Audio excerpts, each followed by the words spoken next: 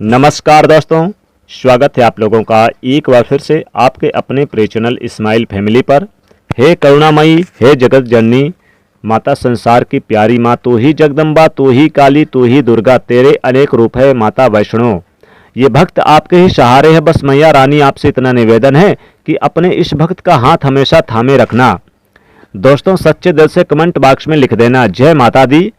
दोस्तों, नवरात्रि के शुभ अवसर पर अगर आप चाहते हैं माता रानी आपके घर में अपना वास बना लें और माता रानी की कृपा बरसे, तो सच्चे हृदय से कमेंट बॉक्स में लिख दें माता रानी आपका स्वागत है हमारे घर में। और माता के लिए, हाँ दोस्तों, माता के लिए बस एक लाइक तो बनता है।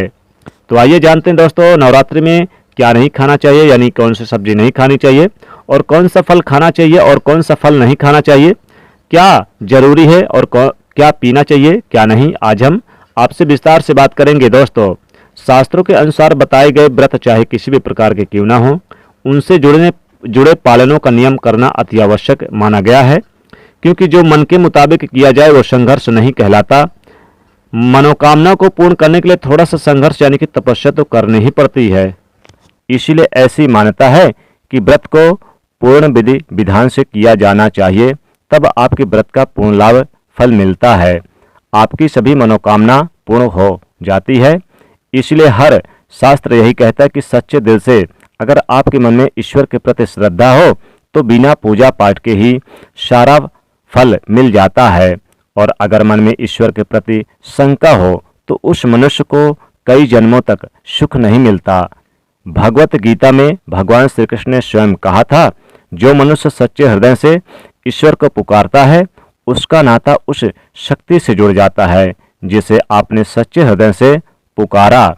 इसीलिए भगवान भी कहते हैं कि सच्चे हृदय से ही ईश्वर को पुकारें तो आपकी हर मनोकामना पूर्ण करते हैं। कई लोग ऐसे हैं जो भगवान के सामने घंटों पूजा पाठ करते हैं, रोते हैं, फिर भी भगवान उनकी कभी नहीं सुनता। दरअसल जब आप सच्चे मन से ईश्वर को पुकारते ही नहीं हैं तो भला वो आपकी पुकार कैसे सुनेंगे। दोस्तों, ये तो थी वो बातें जो भक्त और भगवान के बीच की थी। अब हम जानते हैं नवरात्रि के दौरान क्या नहीं खाना चाहिए और क्या नहीं पीना चाहिए और कौन सा फल खाने से व्रत संपूर्ण और सफल हो जाता है, और दोस्तों कौन सा फल नहीं खाना चाहिए।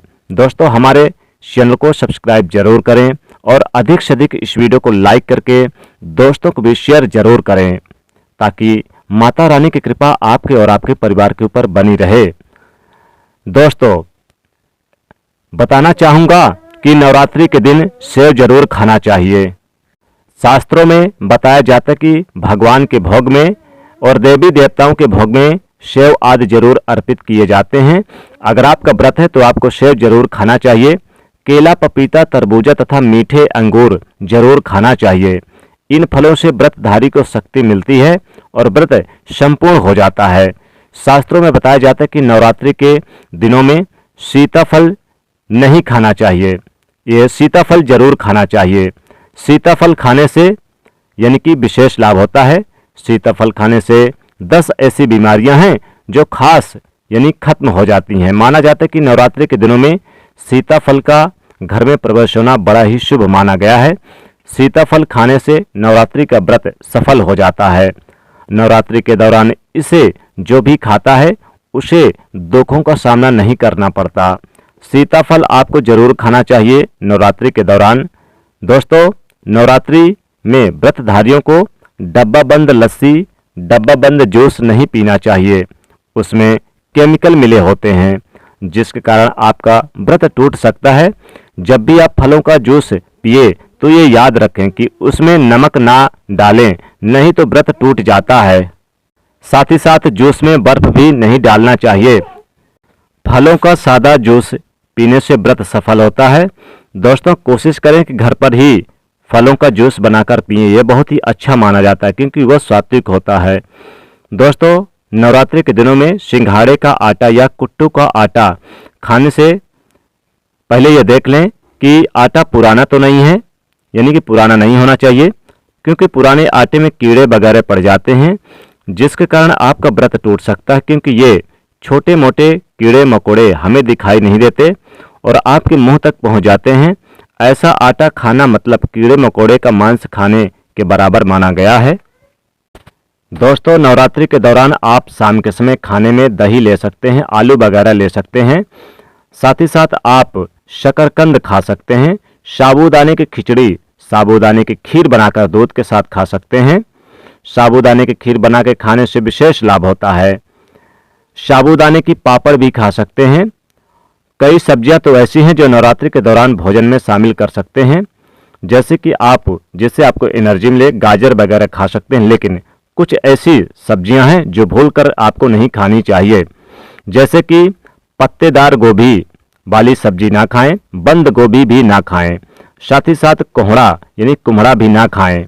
दोस्तों, जो लोग व्रत नहीं रखते हैं उनके लिए भी पत्ते वाली गोभी यानी बंद गोभी और कुम्हड़ा नहीं खाना चाहिए। साथ ही साथ दोस्तों, बैगन की सब्जी भी आपको नवरात्रि के दौरान नहीं खानी चाहिए। इससे माता रानी नाराज हो जाती हैं और आपको जो नवरात्रि का आपको शुभ फल है वो नहीं मिल पाता। दोस्तों, विशेष ध्यान रखिएगा कि आपको नवरात्रि के दरमियान आपको जो यानी कि तामसिक भोजन है, लहसुन प्याज का सेवन भी नहीं करना चाहिए। यानी कि जो लोग व्रत नहीं भी रखते हैं उन्हें अपने सब्जियों में, खासकर जो लोग सब्जी पूरी खाते हैं वो लोग भूलकर भी लहसुन प्याज से बनी सब्जियां बिल्कुल ना खाएं। खासकर लौकी भी आप सेवन ना करें। साथ ही साथ दोस्तों, बता दें कि आप इस दरमियान बहुत से लोग यानी कि नाशपाती का सेवन करते हैं, तो नाशपाती का सेवन भी भूलकर ना करें। दोस्तों, इस दरमियान आप हो सके तो टमाटर का भी सेवन ना करें। जी हाँ दोस्तों, तो आपको क्या नहीं सेवन करना चाहिए, किन सब्जियों का, यानी कुम्हड़ा की सब्जी, बंद पत्ता गोभी नहीं खानी चाहिए, और साथ ही साथ आपको लौकी भी नहीं खानी चाहिए, और बैगन की सब्जी, लहसुन प्याज भी नहीं खाना चाहिए नवरात्रि के दौरान।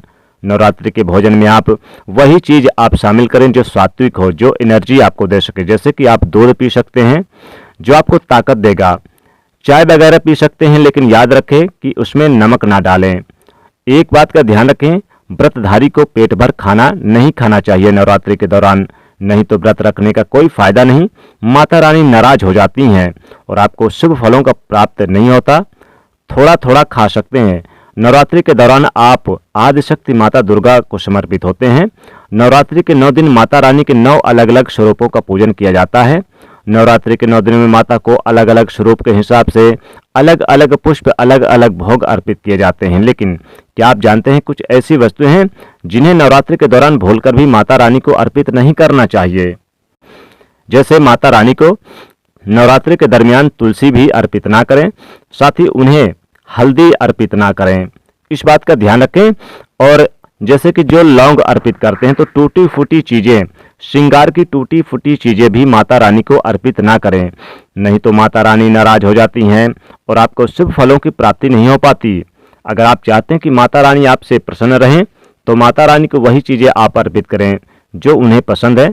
चुनरी अर्पित करें, नई चुनरी ओढ़ा दें, और साथ ही माता रानी को श्रृंगार की सभी वस्तुएं नई जरूर उन्हें पहना दें, यानी उन्हें समर्पित कर दें। और दोस्तों, माता रानी को भोग नित्य आप 2 लौंग का आप जरूर लगा दीजिए। लौंग इलायची अर्पित करिए, विशेष लाभ होगा। माता रानी की सुबह शाम आरती करिए और माँ के मंत्रों का जाप करिए, जिससे माता रानी की कृपा बनी रहेगी।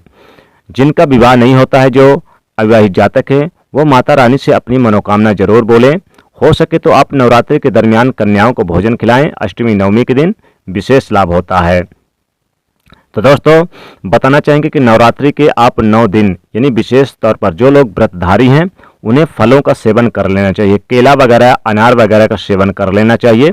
साथ ही लाल वाला अंगूर मिल जाए, अगर नहीं है तो हरे वाले अंगूर का भी सेवन कर सकते हैं, लेकिन भूल कर भी नाशपाती का सेवन ना करें। साथ ही साथ दोस्तों, अगर आपको यानी कि चीकू मिल जाए तो चीकू का भी सेवन कर सकते हैं। साथ ही साथ पपीते का भी सेवन कर सकते हैं। खीरा मिल जाए तो खीरे का भी सेवन करेंगे। लेकिन जो लोग भोजन करते हैं वो लहसुन प्याज का सेवन बिल्कुल भूलकर भी ना करें, और अपनी सब्जी में आप जैसे कि कद्दू वगैरह बिल्कुल भी शामिल ना करें। आलू खा सकते हैं, साथ ही साथ आप आलू के चिप्स खा सकते हैं और खीर वगैरह बनाकर खा सकते हैं। साथ ही साथ दोस्तों, जो लोग व्रत रखते हैं उन्हें एक टाइम जो लोग भोजन करते हैं वो पक्का भोजन जैसे कि पूरी सब्जी खाते हैं, तो सब्जी में आपको लहसुन प्याज का भी सेवन नहीं करना चाहिए। इस बात का विशेष ध्यान रखिएगा। तो दोस्तों, अगर आप लोग सच में माता रानी से सच्चा प्यार करते हैं तो इस वीडियो को आप अधिक से अधिक लाइक जरूर करिएगा और दोस्तों के बीच इस वीडियो को अधिक से अधिक शेयर कर दीजिएगा और साथ ही कमेंट में लिखेगा, जय माता रानी, आपका स्वागत है हमारे घर में। जय माता दी।